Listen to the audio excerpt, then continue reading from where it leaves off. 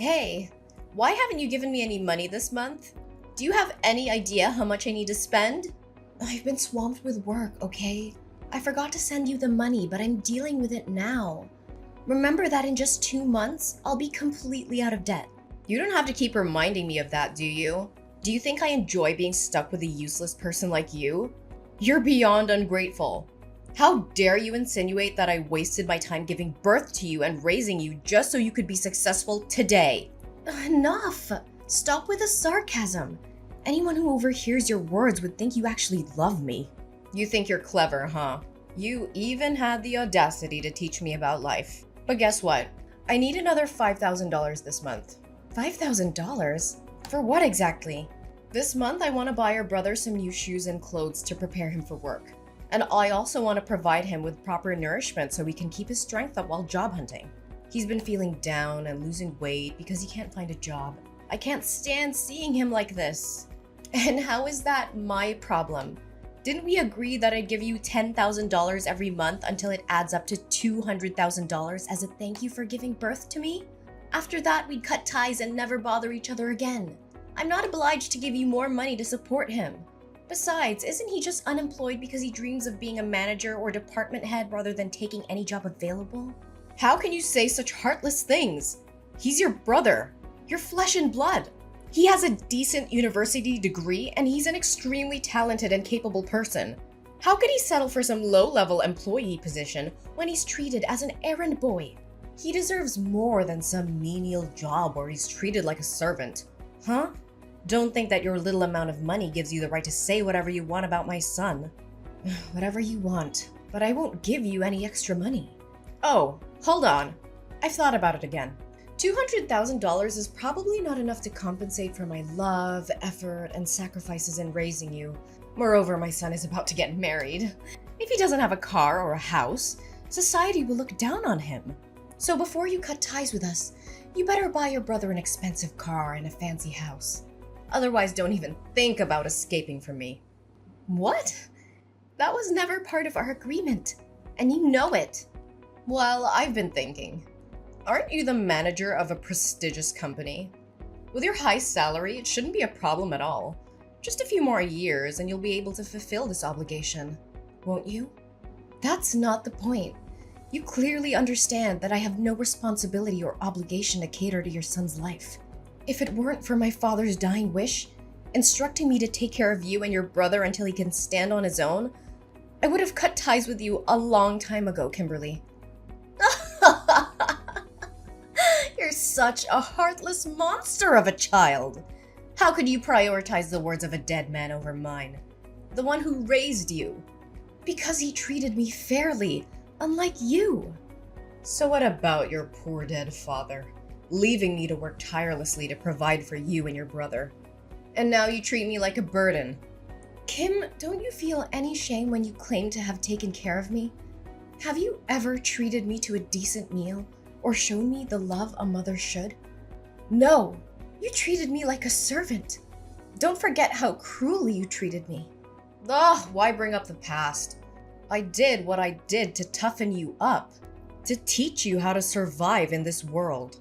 It was all for your own good. Haven't you always listened to your father? Then obey his wish. Give me money, take care of us, and provide for my son and me for the rest of our lives. Dad said, until your brother comes of age. He's already 25 years old now. When will he finally grow up and take responsibility for himself? I don't care about that. You're my daughter, and you will do as I say. You will take care of my son and help him live a comfortable life. And if you can't buy him a house and a car, why don't you use your position as the head of the department to get him a job in your company? You can't let him struggle in this cruel society, can you? Hey, are you kidding me? This is absurd. I won't use my professional position to indulge in your unrealistic demands. I don't have time to joke with you. You have such a prestigious position, yet you can't even secure a job for your own brother? You're completely useless. This is not how it works. This is a professional environment, not a favor bank. Besides, your son lacks the qualifications and work experience necessary for the position. The recruitment process is rigorous, and I can't just hand him a job. But he's exhausted from his job search. He's constantly rejected by reputable companies, forced to work in lowly positions, and treated like dirt. I won't let my beloved son suffer. But if he works at your company, you can protect him. No one would dare bully him then. Everyone starts from entry-level positions and works their way up. He needs to learn the value of hard work and perseverance. Being overprotective won't do him any good. Huh! So now you're trying to portray yourself as mature and independent, huh? Treating this family like strangers, as if we're not connected by blood. What a waste of my love and all the hardships I endured to give birth to you and raise you all these years. But my dear daughter, I won't blame you for not loving me. I understand. It's all my fault. When your younger brother was born sick, almost on the brink of death, I simply thought you were a strong and understanding child, capable of taking care of yourself. Therefore, I focused on loving and pampering your brother more. But I never imagined it would make you hate me so much. It must be all my fault. All right. Stop dwelling on that old story. Fine. This will be the last time I help him. Promise me that if you make any more demands, you'll repay me the full $200,000 and disappear from my life. All right, my dear girl. But remember, make sure to get your brother a good, respectable job. My precious son is not meant to be a mere errand boy or an ordinary employee somewhere. I can't make that decision alone. I will reach out to HR and arrange an interview for him with me and my boss. If he passes the interview, he will be assigned a suitable position based on his abilities. That's the best I can do. That's acceptable. As long as you're there to protect him, no one will dare to bully him. Make sure to tell him not to reveal our sibling relationship at work. I don't want others to make assumptions. I'm sure you also don't want your son to be labeled as incompetent and useless, relying on his sister to secure him a job, right? Fine, don't worry about it. Oh, I'm thrilled to hear that my son is finally going to have a job. I need to make preparations for him.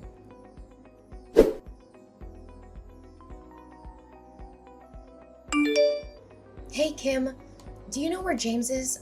I can't get in touch with him. Did that jerk run away after causing all this trouble? Why are you using such harsh words to scold him? Can't you see how scared he must be? He didn't want things to turn out like this. He did it for the sake of our family. As his older sister, shouldn't you try to comfort him and find a resolution instead of berating him? What? So you already know what happened and yet you're still defending him? James might have to go to jail and pay double the contract value, which amounts to $1 million. And I could also be held accountable and face an investigation. Why would anyone want that? It's just a stroke of bad luck. Besides, it's not as catastrophic as you're making it out to be. You just need to compensate the company for the contract, and everything will be fine. Do you think it's that simple? James colluded with the construction material suppliers, replacing the materials my company purchased with cheaper, lower quality ones and pocketing the price difference. He was in charge of procuring materials for this construction project. If it weren't for a surprise inspection conducted by the corporation today, it would have been difficult to uncover his deceit because he always knew my inspection schedule and could easily prepare in advance. Do you realize that building a structure with substandard materials can lead to serious incidents and damage my company's reputation like this? He didn't do it on purpose, did he? He was lured into this by the sales side. Unfortunately, he got caught. You know he lacks experience in work and life, so it's understandable that he made a small mistake. Just a small mistake? The company has already involved lawyers and the police. Can you still defend him? Do you realize that this could result in up to 10 years of imprisonment? The police are already investigating, and James won't be able to escape the consequences. He directly signed the receipt for the fraudulent goods, and the supplier admitted to the fraud as well. Not only will he have to go to jail, but I'll also have to take responsibility for this mess. Tell me where he is. He needs to face the consequences of his actions. Enough! It has come to this point, and you have to find a solution instead of placing all the blame on your brother like that. What other solution do you propose? The only way now is for James to turn himself in and accept the consequences of his actions. But remember, this is his responsibility, and I won't beg for him. Ariana, my dear daughter, I know you love your brother and me. You've always done everything for our family, right? But I'm running out of options. It's beyond my capability to fix this. Actually, there is still one way. Since you're James's boss, if you take the blame for this, the severity of the crime will be lessened for him, right? What are you suggesting? I mean, if you collude with the seller, steal money for materials, and then manipulate the orders to make James unknowingly become an accomplice, your crime will be seen as less serious. I think your sentence could be reduced by half. So you would only have to go to jail for 5 years, and my son would only need to pay a fine. What? Are you asking me to plead guilty for James and go to jail on his behalf? Exactly. He's your brother, and it's only natural for you to help him. Besides, what's the harm? What's the harm? My goodness. My only mistake was placing my trust in the wrong place. I never thought that no matter how flawed you both are, you would dare to engage in illegal activities or harm the company. I was foolish to believe that James could change for the better. Don't blame my son and speak of him as if he's useless and incompetent. Everything is your fault. In terms of work, you haven't been strict enough in managing your subordinates, allowing such exchanges of materials to happen. In terms of family, as the older sister, you couldn't even provide a house or a car for your younger brother, forcing him to struggle with a meager salary. And because of his low income, he can never afford a house. So I suggest he find a quicker way to earn more money. So, all of this is your fault, and now you have to take responsibility for it. What? What did you just say? Are you the one who instigated James to do these despicable things? How could you? You're willingly putting your own son behind bars. I always thought you made my life miserable, but I never expected you wouldn't even raise your favorite son properly. How dare you speak to me so rudely? Is this how you treat your own mother? I can't believe I put in the effort, money, and love to raise you, and now you treat me like an enemy. You claim to have worked hard to raise me? Let me remind you, it was you who forced me to drop out of college to work and earn money to support your son's education. You said that girls would never be as successful as boys, and that I would end up getting married and becoming a stranger, so there was no need for further education. Do you remember how I had to beg and plead with you to let me continue my studies and take up part-time jobs in the afternoons, and even night shifts, just to pay for my own education and support your son? And whose fault was that? It was your father who said you should take care of us instead of him, right? You're such a weirdo. Why do you listen to him more than me? While you always favored your son, saving the best for him, buying new toys and giving him whatever he wanted, I had to make do with hand-me-downs from my cousin or items I picked up from charity boxes. I always had to eat the leftovers after your son finished his meal, and I spent my days doing household chores. Thankfully, I had a father who loved me, but he didn't have much money and was constantly oppressed by you. All he could do was comfort me and buy me ice cream whenever he saw me unhappy. Oh, don't say that. I still love you. I always think of you, care about you, and worry about you. So let me ask you this question. If you can answer it correctly, I will plead guilty for James as you wish. Fine. Ask away. I'll answer whatever it is. What day is my birthday? What kind of question is that? Do you think I don't remember your birthday? I am your mother, the one who gave birth to you. Then don't take too long to answer. September 6th, right? That's James's birthday. Ah, I meant October 15th. Yes, I'm absolutely sure. That's your birthday. Oh, well, then it must be... Stop it! I know you don't remember anything about me. It doesn't matter. I've made up my mind. You have to plead guilty for James. You're just a girl. You'll get married and become a stranger to me, and even if you go to jail, it won't matter. But James is different.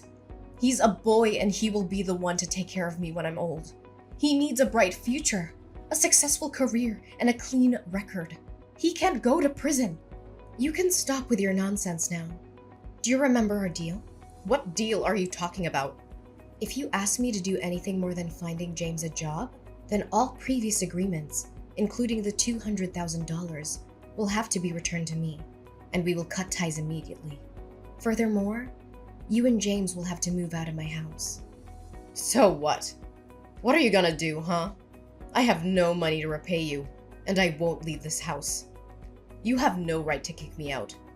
I will make a scene and show everyone what an ungrateful, disobedient daughter you are. Oh, I haven't revealed everything yet.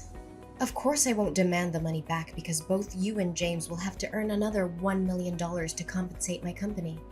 And as for leaving the house, I won't be the one to ask you to leave. I'll leave it to the police. You can sit there and wait comfortably because the police will come to pick you up. What? Why are the police involved in this? Do you remember when you accidentally confessed that you instigated James to steal money from my company? Well, coincidentally, the police entered my room at that moment to request cooperation in their investigation, and I conveniently let them read the entire conversation. So, Kimberly, what am I supposed to do now? I can't plead guilty for your son whether you like it or not. But here's some good news for you. You'll be able to accompany James in jail and not have to worry about accommodation and food for the next, let's say at least 5 years. How dare you betray your own mother? Ariana, you can't do this to me. But we already cut ties. No, it's much deeper than that, Kimberly. From this moment forward, I declare that you are no longer my mother. I refuse to be associated with someone who is willing to sacrifice ethics, integrity, and the well-being of others for personal gain. Our DNA may be the same, but our values and principles couldn't be more different. How can you say such things? We're family, Ariana. You can't just disown me like that. Family is supposed to be a source of love, support, and trust. But you've shown time and time again that you're willing to betray those ideals. I won't allow myself to be dragged down by your immoral actions any longer. I choose to surround myself with people who uplift and inspire me, not those who bring me down. Ariana, please, I'm begging you to help me. I know I've made terrible mistakes, but I genuinely love you more than anyone, even more than James. You're my daughter, and my heart aches at the thought of losing you. Begging for help now, Kimberly? After all that's happened? It's quite ironic that you claim to love me more than James. Your words hold no weight when your actions have shown a different story. Ariana, please, I'm begging you to listen. I know I've made mistakes, but deep down, my love for you has always been greater than anything. Please, Ariana, I'm on my knees begging you. Don't turn your back on me. You're my daughter, my flesh and blood. Kimberly, love is not a bargaining chip or a means to escape the consequences of your actions. I need to prioritize my own well-being and the well-being of others. I'm sorry, but I can't be the one to save you from this. It's time for me to move forward without you.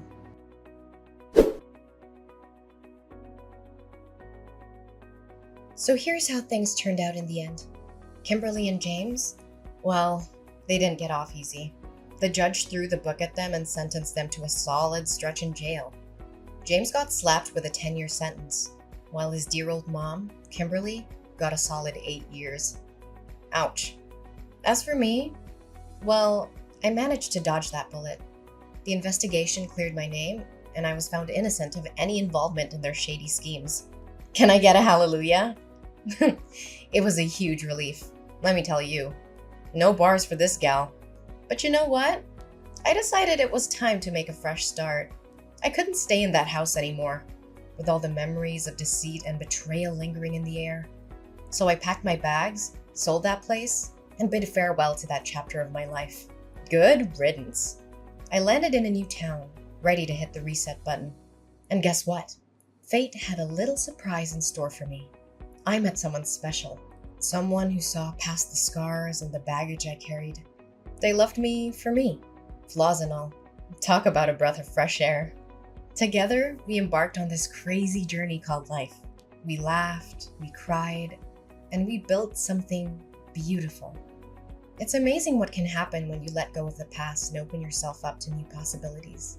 Love found its way into my heart, and I couldn't be happier. So here I am, sipping my coffee and reflecting on how life can throw curveballs at you. But hey, I made it through. I'm stronger, wiser, and surrounded by love. The darkness may have tried to bring me down, but I emerged victorious, ready to embrace the future with open arms. Here's to new beginnings and writing our own happy endings.